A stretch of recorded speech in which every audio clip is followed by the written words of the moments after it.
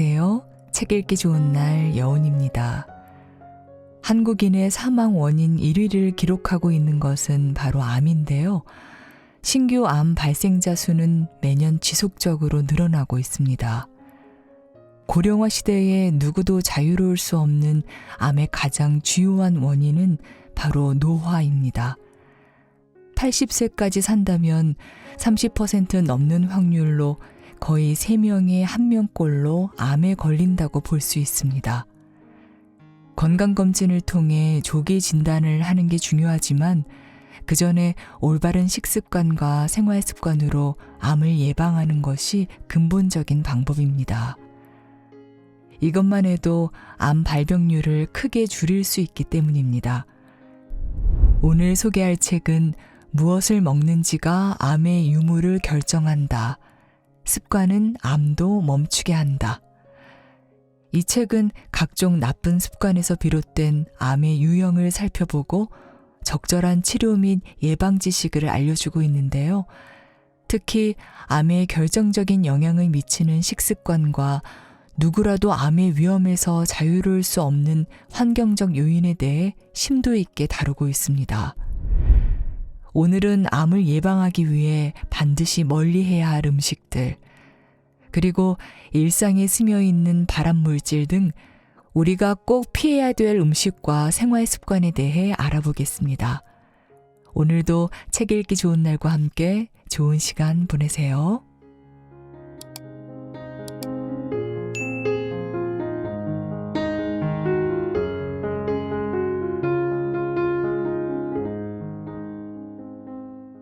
암 발병이 폭증하는 진짜 이유. 우리나라에서 암 환자가 꾸준히 증가하고 있다.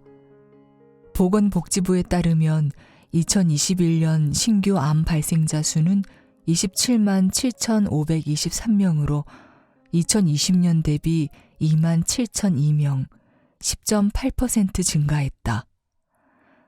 의학이 발달하는데 왜 암 발병률은 더 높아질까? 의학이 발달하니까 오래 살아서 암에 걸릴 확률이 올라가는 것이다. 암의 제일 큰 원인은 노화다. 정상세포가 늙어서 돌연변이를 제거하지 못하는 바람에 면역체계가 떨어지면서 암세포가 태어나는 것이다. 그래서 의학이 발달하고 수명이 길어질수록 암 환자는 늘어날 수밖에 없다. 그렇다고 나이를 거꾸로 먹을 수도 없는 노릇 아닌가. 그래서 우리가 할 수 있는 최선은 내가 통제할 수 있는 요인들인 생활 습관과 식습관을 관리하는 것이다. 나이를 먹는 건 어쩔 수 없더라도 암에 걸릴 확률을 조금이라도 줄이기 위해 노력하자는 것이다. 또 암은 만성염증과 당뇨, 그리고 높은 당 수치와 밀접한 관계가 있다. 미국 암학회에 따르면 만성염증과 고혈당증이 지속될 경우 암세포를 자극해서 증식시킨다고 한다. 만성염증은 옷의 첫 단추와 같다. 염증이 생기면 우리 몸 안에서는 그걸 복구해야 한다. 급성염증이나 몇 번의 염증 정도는 금방 극복하지만 염증이 만성적으로 지속되면 우리 인체세포도 나가 떨어지게 된다. 어릴 때부터 해왔던 축적된 습관이 만성적으로 염증을 불러일으키고 내 혈관을 나쁘게 만든다. 온몸을 돌아다니는 내 몸의 혈관들이 안 좋아지면 그 혈관을 통해 먹고 사는 세포기관들이 다 죽어나간다. 그 결과 암세포가 태어나는 것이다. 이게 다 연쇄적으로 일어나는 일들이다. 당 성분이 피 속에 계속 있다 보면 피가 끈적끈적해지듯 만성염증도 혈관이 두꺼워지게 만든다. 이렇게 되면 암세포가 태어나기 딱 좋은 환경적 조건으로 바뀌게 된다. 염증이 퍼질 수 있는 통로가 바로 혈관인데 염증이 혈관을 타고 돌아다니며 정상세포를 공격한다. 그 과정에서 당뇨가 생기고 고혈압이 되며 돌연변이인 암세포가 태어난다. 그래서 만성염증은 만병의 근원이다. 단맛의 유혹, 당 섭취가 암을 부른다. 우리가 오래 살면서 제일 가까이 할 확률이 높은 음식이 당이 많은 음식이다. 사람들이 잘 살게 되면 미식에 대한 욕구가 올라간다. 옛날에는 단순히 배를 채우기 위해 먹었다면 현대에는 허기를 채우는 것 이상의 맛있는 디저트를 찾아 먹는다. 이처럼 당을 많이 섭취하는 식습관이 당뇨 환자를 늘리며 많은 암을 유발하고 있다. 당과 만성염증은 짝꿍이다. 이 둘은 서로 빼놓고 말할 수 없다. 만성염증이 계속되면 당이 올라가고 당뇨에 걸린다. 그래서 당을 조심하라고 하는 것이다. 당 수치가 급격하게 오르면 췌장에 있는 인슐린이 당 수치를 낮추려고 노력한다.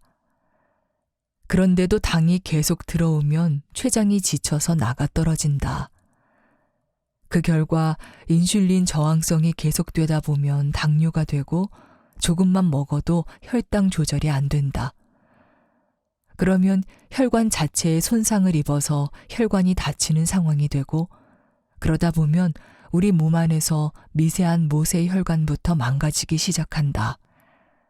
시력이 떨어지고 발끝 감각이 떨어지는 등 몸에서 멀리 있는 모세 혈관들이 담당하는 손, 발끝, 눈과 같은 신체 말단 기관부터 문제가 생긴다. 결국에는 내 몸 안에 큰 장기까지 다 망가진다.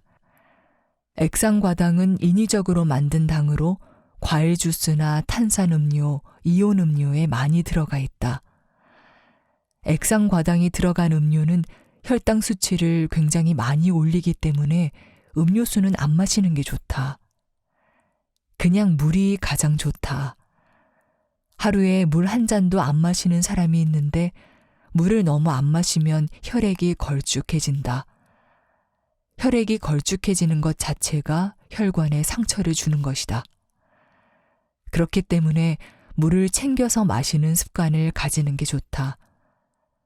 상식적으로 물을 많이 마시면 혈액에 끈적끈적한 점성이 묽어지면서 정화하는 효과가 있다.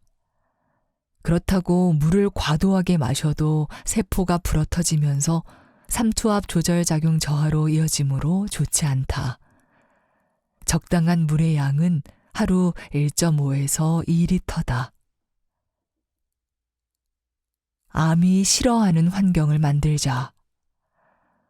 당 수치를 나도 모르게 올리는 습관이 있다. 양치질을 많이 안 하면 당뇨에 걸릴 확률이 높다. 반대로 양치질을 하루에 3번만 해도 당뇨에 걸릴 발병률이 8% 이상 낮아진다는 연구 결과가 있다. 양치질을 안 하면 치주염 같은 게 생길 수 있는데 그게 진행되면 염증이 생긴다. 잇몸에 염증이 생기면 또 혈관으로 연결된다. 그렇게 되면 입안에 만성 염증이 생기고 구강의 위생 상태가 나쁜 채로 방치되면 당뇨가 발생할 확률이 올라간다. 따라서 양치질을 하루 3번 하는 게 좋다. 그 외에 가공육에도 첨가 물질이 많고 이런 물질이 대부분 발암 물질이기 때문에 피하는 게 좋다. 붉은 고기도 하루에 100g 이상 안 먹는 게 좋다. 살찌는 음식을 경계하고 소식하도록 노력해야 한다. 많이 먹으면 지방세포로 축적되고 지방세포가 많이 쌓이면 몸에 사이토카인이라는 물질이 분비된다. 이 물질은 만성염증 작용을 활성화한다. 하지만 살이 찌는 것 자체가 만성염증을 스스로 불러일으키는 일이다. 소식을 하라고 하면 극단적으로 절식을 하거나 단식을 반복하는 사람이 있다. 하지만 뭐든지 적당한 게 좋다. 음식을 너무 안 먹으면 근육이 손실된다. 지방세포에서 사이토카인이라는 염증을 일으키는 물질을 분비한다고 했는데 근육세포에서는 그것에 대항하는 마이오카인이라는 물질을 분비한다. 이 물질은 항염작용을 하기 때문에 만성 염증에 대항하는 좋은 물질이다. 따라서 무리한 다이어트는 금물이다. 내 몸 상태를 암이 싫어하는 환경으로 만드는 식습관을 갖자. 염증을 최소화할 수 있는 좋은 음식 중 하나가 오메가3가 많이 포함된 음식이다. 대표적으로 등푸른 생선, 들기름, 들깨, 견과류에 오메가3가 많이 들어있다. 다만 견과류의 경우에는 공기가 닿아서 산패되며 발암물질이 나오므로 유통기한이 지나서 쩐 냄새가 나면 먹지 말아야 한다. 오메가3가 혈관에 좋다고 해서 고지혈증을 앓는 환자들이 병원에서 약을 처방받는 대신 오메가3만 복용하는 경우가 있다. 하지만 오메가3는 내 몸이 건강할 때 예방으로 챙겨 먹는 것일 뿐 고지혈증이나 혈관 질병이 있으신 사람은 처방받은 약을 더 중요하게 복용해야 한다. 두 번째로 좋은 음식은 베리류다. 체리, 블루베리, 아사이베리 등의 베리류에는 항산화 물질인 폴리페놀이 풍부한데 약간 쓴맛이 날수록 폴리페놀 성분이 많다. 베리류가 좋다고 해서 블루베리 주스나 블루베리 요거트를 먹으면 안 된다. 이런 식품은 거의 설탕 덩어리이기 때문에 오히려 독이 될 수 있다. 가능하면 생과일로 섭취하자. 설포라페인 성분이 풍부한 브로콜리, 양배추 같은 채소도 좋다. 설포라페인 역시 항산화 작용을 한다. 이런 식품은 혈관에도 좋고 염증 반응에 굉장히 좋은 음식이다. 다크 초콜릿도 괜찮은 식품이다. 다크 초콜릿에도 폴리페놀 성분이 많이 들어있다. 다만 카카오가 70% 이상 함유된 다크 초콜릿이어야 한다. 당이 적은 다크 초콜릿은 혈관의 염증 반응에 좋다. 암이 걱정된다면 이 음식은 당장 끊어라. 우리 몸에 해줄 수 있는 일 중에서 제일 중요한 것은 몸에 좋은 걸 먹는 것이다. 음식은 내 몸을 유지하고 살아가는 데 필수 요소이므로 제일 쉽게 해줄 수 있는 것이 식습관이다. 국제암연구소에서도 암 유발 원인 중에 30%가 음식과 연관되어 있다고 밝혔다. 나머지 30%는 술, 담배, 유전, 환경 등이다. 그러므로 60%는 내가 스스로 조절할 수 있는 요인이다. 절반이 넘는 확률로 내가 잘 조절만 하면 암에 안 걸릴 수 있다는 말이다. WHO에서 발암물질로 분류해 놓은 음식들이 있다. 이것들은 전 세계에서 다 통용되고 증명된 것이다. 지금부터 소개해 보겠다. 1. 가공육. 1군 발암물질은 100% 암을 유발한다고 보면 되는데 햄이나 소시지 같은 가공육이 바로 그것이다. 색깔이 핑크색일수록 방부제나 첨가물이 많이 들어갔다고 생각하면 된다. 먹을 게 정말 없어서 굶어 죽을 지경이라면 모를까 이런 식품을 굳이 찾아 먹을 이유는 없다. 잠깐의 행복을 위해서 내 목숨을 위협하는 일은 하지 않았으면 좋겠다. 나는 환자들에게 항상 식습관의 중요성을 강조하기 때문에 나도 떳떳하기 위해 좋은 식습관을 유지하려고 노력한다. 그래서 내가 제일 안 먹는 음식이 가공육이다.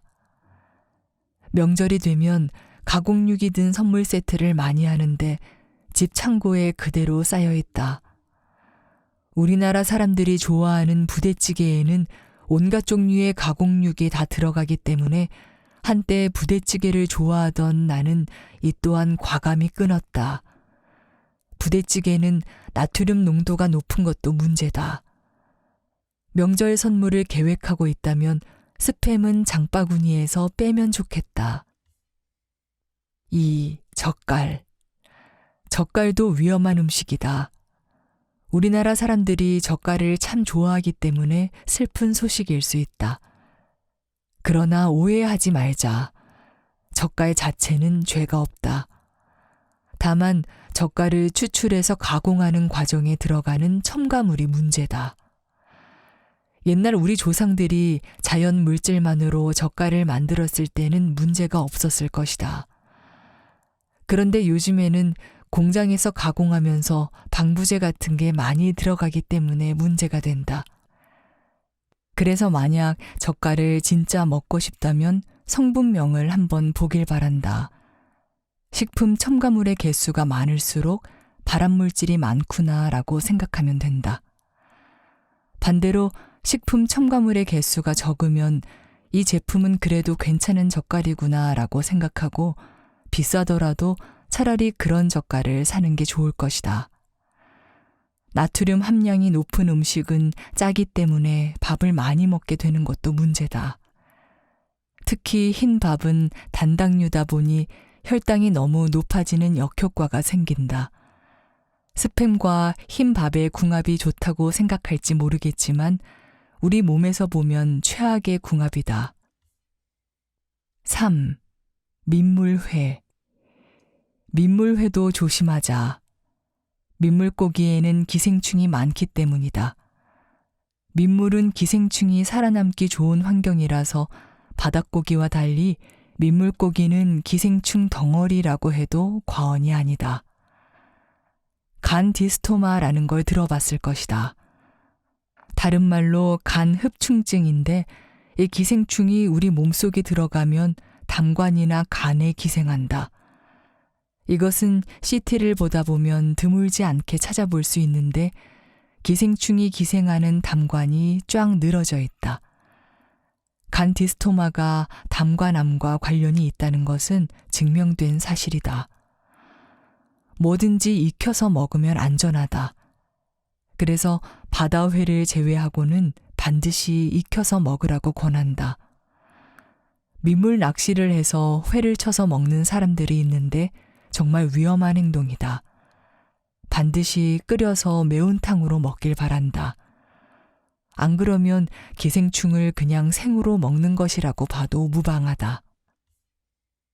4. 뜨거운 음식.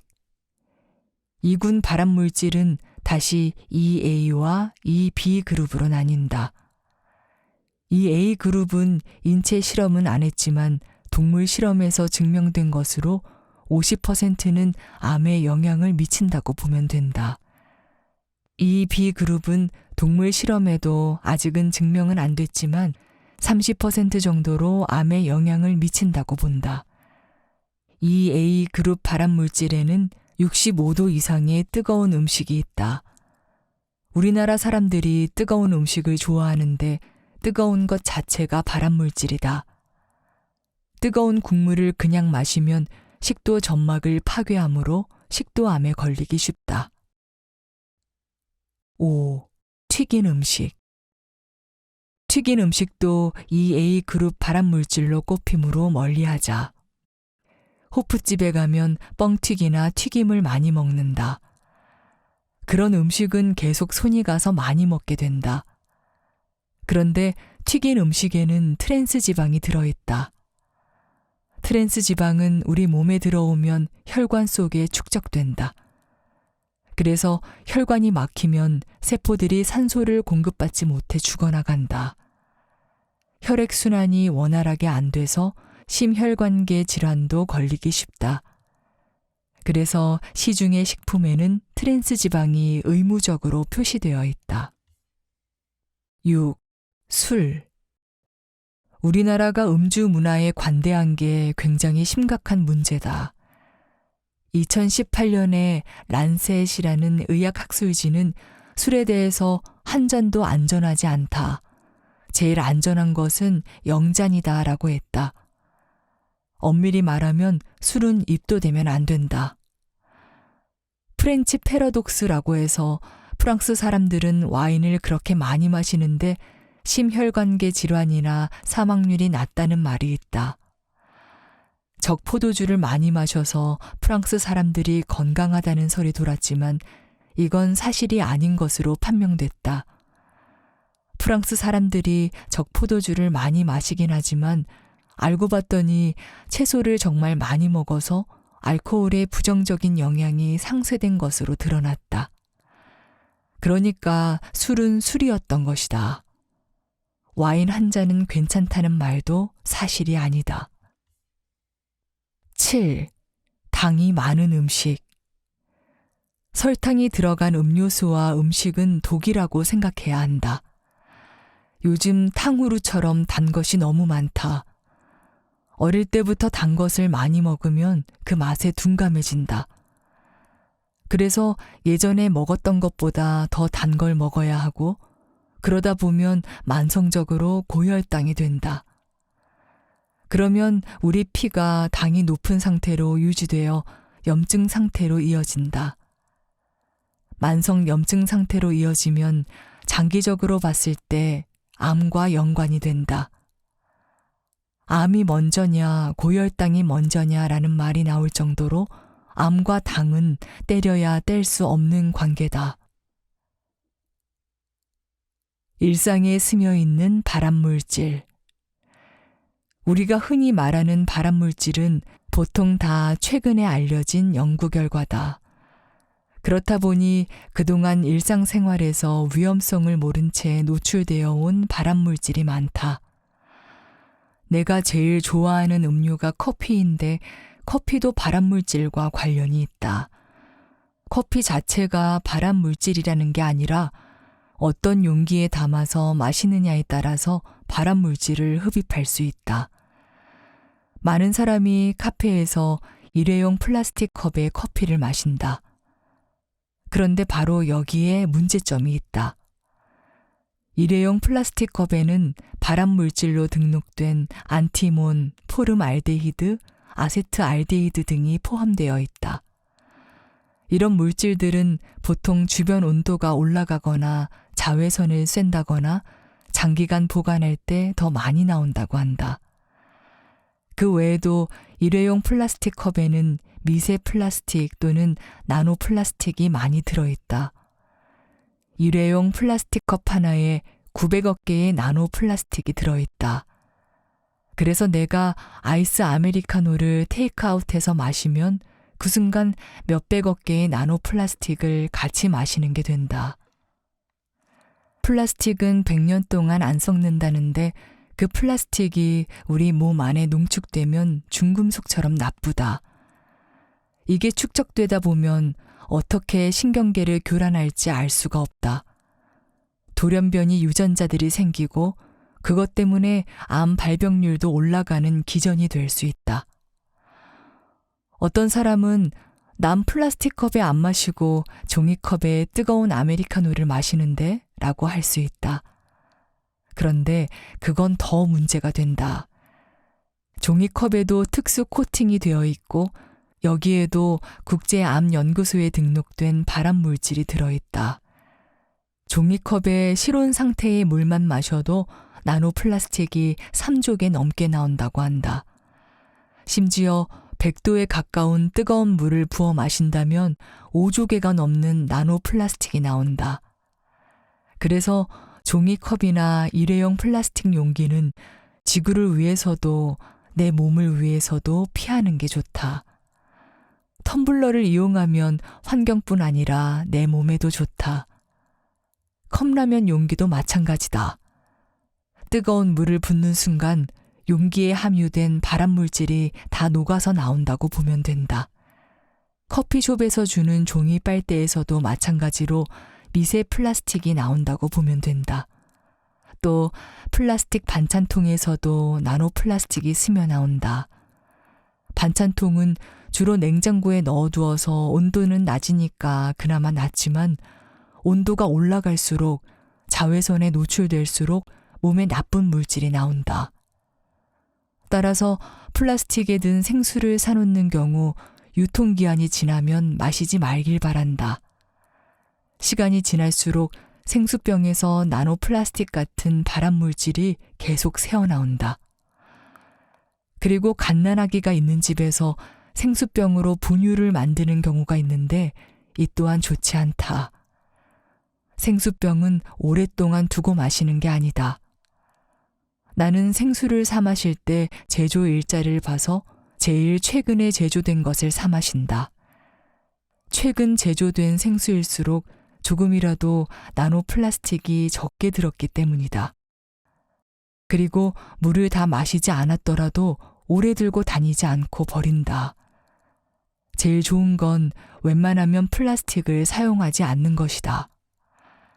통조림 등의 캔도 안에 코팅 처리를 하는데 여기에 비스페놀이라는 성분이 들어있고 이 또한 발암물질로 분류된다. 캔을 한번 열면 그 안에 코팅된 성분이 공기 중 산소와 접촉해 변질되면서 발암물질이 점점 더 빨리 나온다. 상온에 노출되면 발암물질이 더 많이 나온다. 따라서 캔에 들어있는 음식을 되도록 먹지 말고 먹더라도 빨리 먹어야 한다. 나도 이걸 모를 때는 참치 캔을 따서 먹고 남은 건 그대로 랩에 싸서 냉장고에 넣어놓곤 했다. 그런데 절대 그렇게 하면 안 된다. 그렇게 하면 그 참치는 비스페놀과 함께 각종 발암물질을 머금은 참치가 되는 것이다. 남은 것은 플라스틱이 아닌 반찬 용기에 따로 담아서 보관하고 웬만하면 빨리 먹는 걸 권장한다. 이런 비스페놀 같은 유형은 우리 몸에 들어오면 자연적인 호르몬의 흉내를 낸다. 진짜 호르몬이 아닌데도 우리 호르몬 수용체에 결합해서 내분비 교란을 일으킬 수 있다. 아이들이 이런 물질을 많이 먹을 경우에는 사춘기 오기 전에 성조숙증에 걸릴 수도 있다. 탄 고기를 먹으면 암에 걸린다. 고기를 구워 먹을 때도 발암물질이 나온다. 불에 직접 고기가 닿을 때 나오는 연기에서 다핵 방향족 탄화수소라고 하는 발암물질이 나온다. 또 벤조피렌이라고 하는 물질도 검출되는데 이건 역시 폐암을 비롯한 각종 암을 유발하는 성분이다. 벤조피렌은 고기가 200도 이상으로 불에 탈 때 가장 많이 나온다.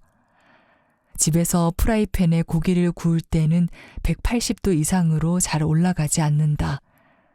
그런데 식당에서 먹으면 200도 이상 올라가면서 발암물질이 나오게 된다.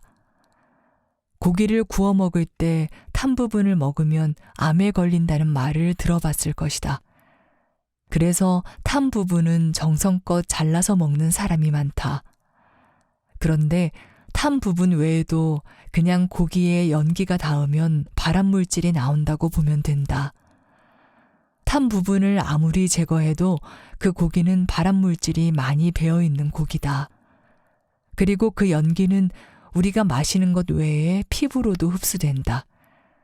따라서 외식으로 고기를 구워 먹는 것은 자제하는 게 좋다. 일주일에 한 번씩 식구들과 외식으로 고깃집에 가는 걸 좋아했었는데 이 사실을 알고부터는 자제하고 있다. 만약에 나는 고기를 너무 구워 먹고 싶다면 마늘이나 양파 등의 채소나 향신료처럼 암을 억제한다고 알려진 식재료를 곁들여서 고기를 태우지 않고 구워 먹으면 낫다. 고기를 한 점 먹을 때 채소는 5장 먹는다고 생각하면 그나마 발암물질을 억제하는 효과가 날 것이다. 지금까지 설명한 것이 현실적으로 실현 불가능한 조언이라고 생각할지 모르겠다. 현대인이라면 플라스틱을 많이 쓰고 특히 우리나라 사람들은 일상적으로 고기를 구워 먹으니까 말이다. 습관을 바꾸는 건 쉬운 일이 아니지만 조급해하지 말고 조금씩 일상을 바꿔나가면 건강한 몸과 마음을 가지게 될 것이다. 암은 빨리 발견하는 게 살 길이다. 만약 암에 걸렸다고 하면 나는 죽는구나 하는 생각이 먼저 들 것이다. 하늘이 무너지는 것 같은 느낌을 받을 것이다. 내가 10대일 때 친구의 어머니가 유방암 진단을 받았는데 뇌까지 전이 되어 결국 돌아가셨다. 가까운 사람 중에 암으로 세상을 뜨는 걸 처음 보고 적지 않은 충격을 받았다. 췌장암으로 돌아가신 내 할아버지의 경우에도 몇 달 전까지만 해도 굉장히 정정했는데 암을 선고받고 불과 3개월 만에 돌아가셨다. 암이 정말 무섭다는 걸 그때 실감했다. 그런데 두 사람 다 암을 늦게 발견했다는 공통점이 있었다. 암을 늦게 발견하면 사형 선고나 마찬가지로 무서운 것이지만 빨리 발견하면 희망이 있다.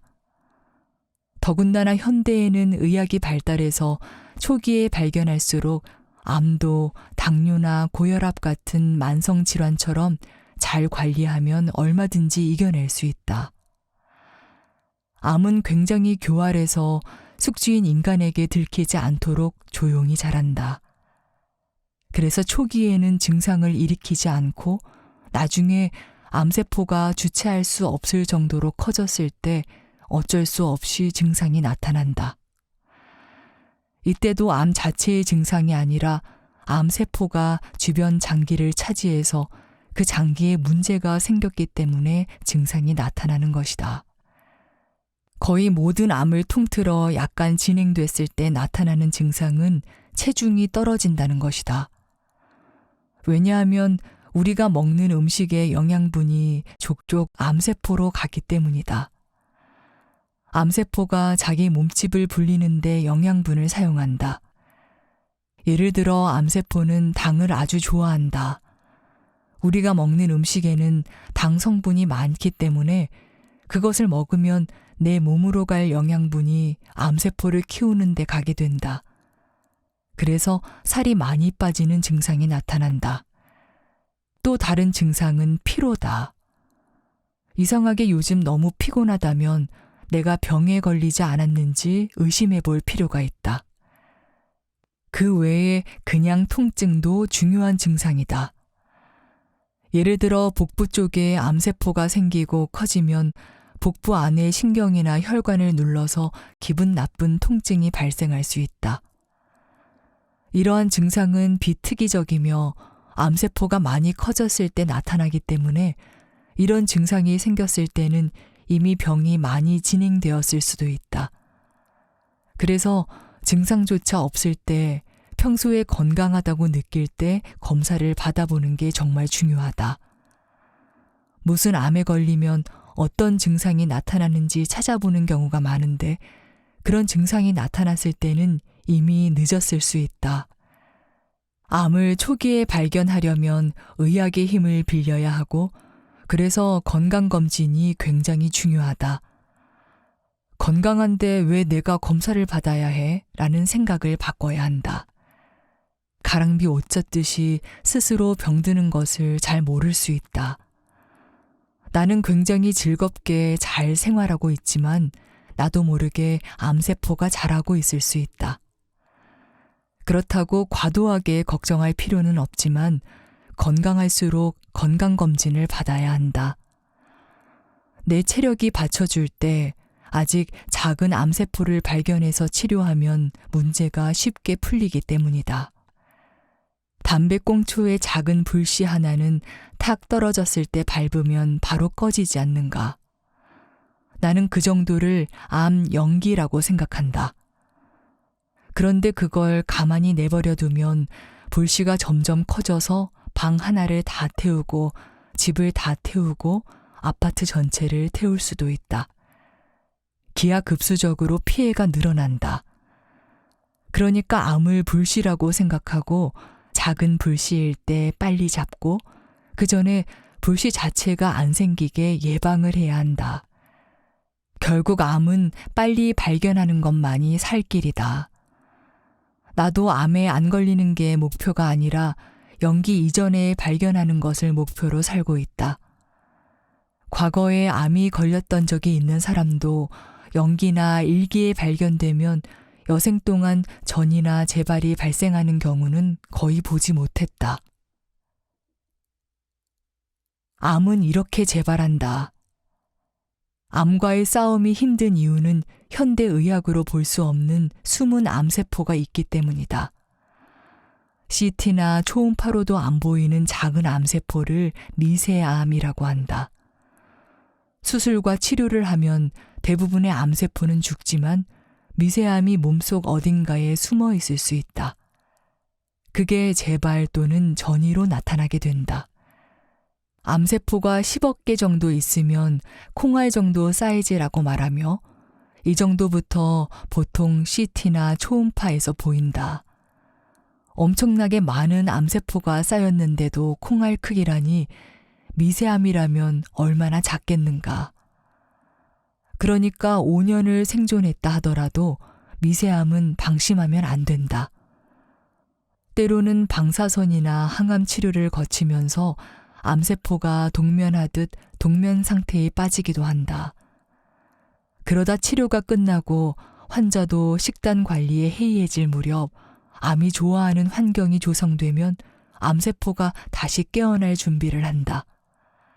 암세포가 전이 또는 재발을 하려면 정상세포를 잠식해야 한다. 그러려면 암세포가 혈관으로 들어가야 한다.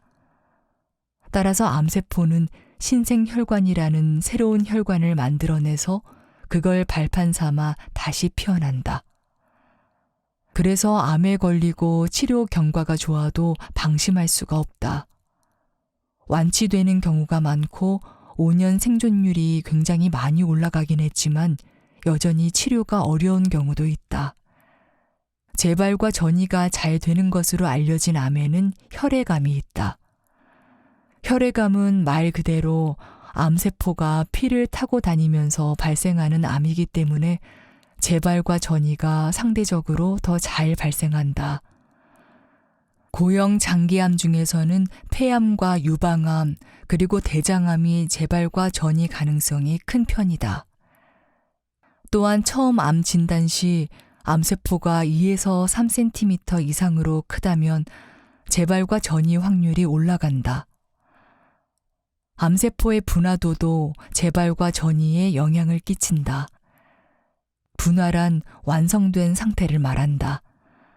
암세포가 분화된 상태에서 발견된다면 재발과 전이 확률이 떨어지는 반면 분화가 덜 되어 있을수록 앞으로 어떻게 될지 모르는 암세포다.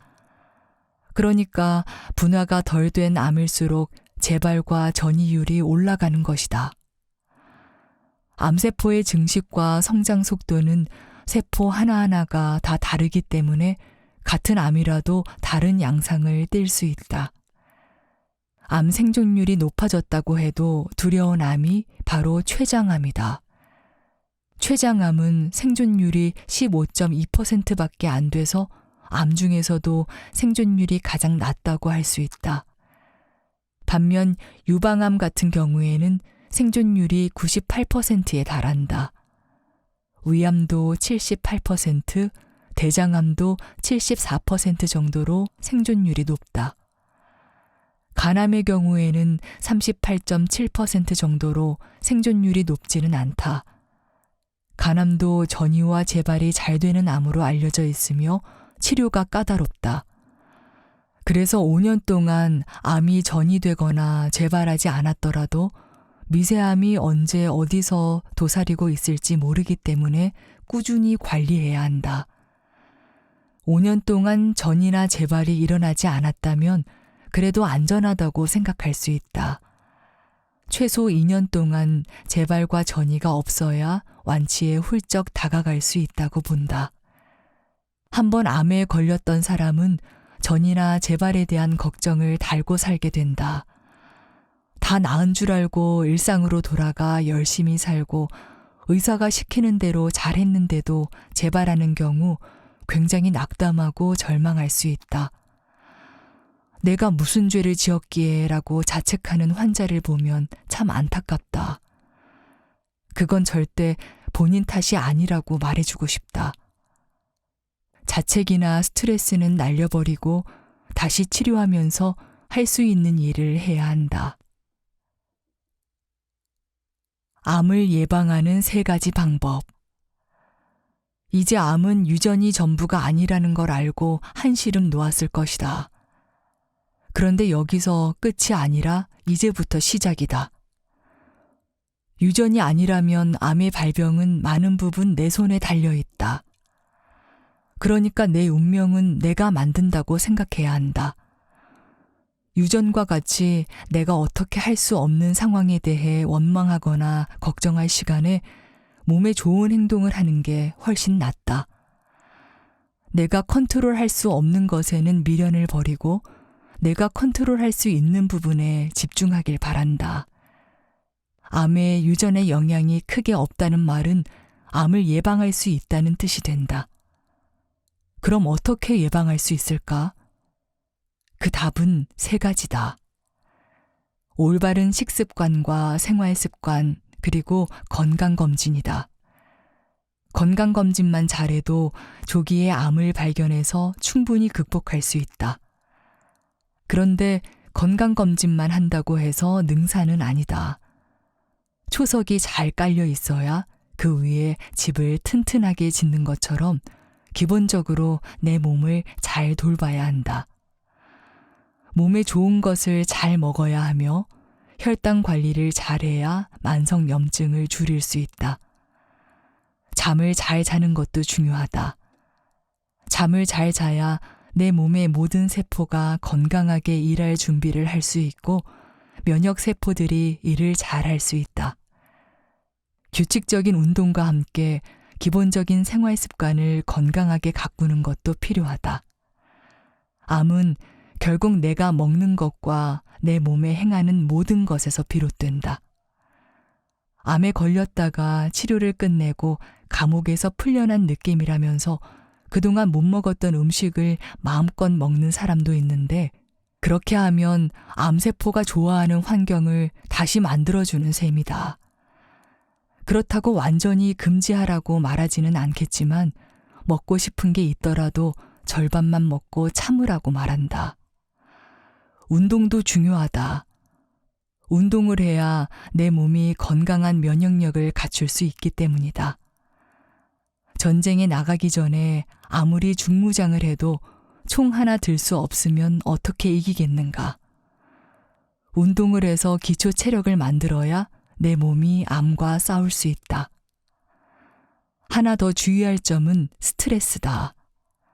암 환자들을 만나보면 스트레스 때문에 삶의 질이 많이 떨어진 경우가 많다. 병이 낫지 않을까봐, 재발하거나 전이 되었을까봐 불안이 높다.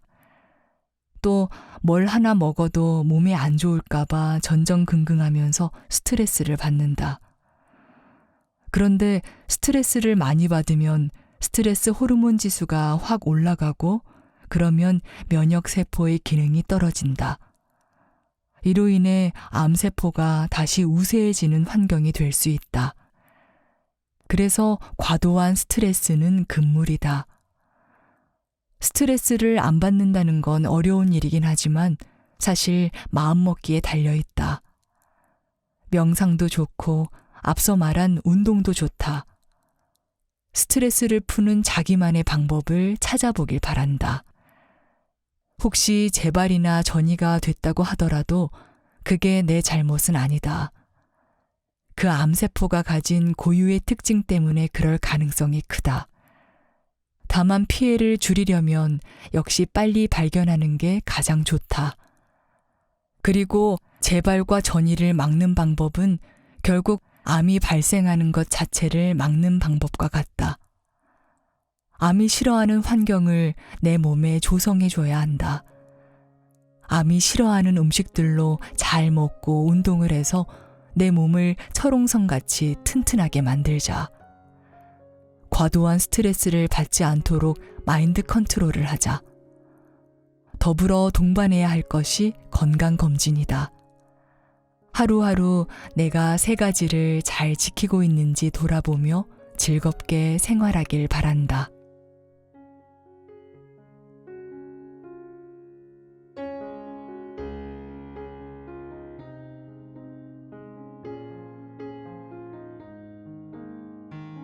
책 읽기 좋은 날, 오늘은 여기까지입니다.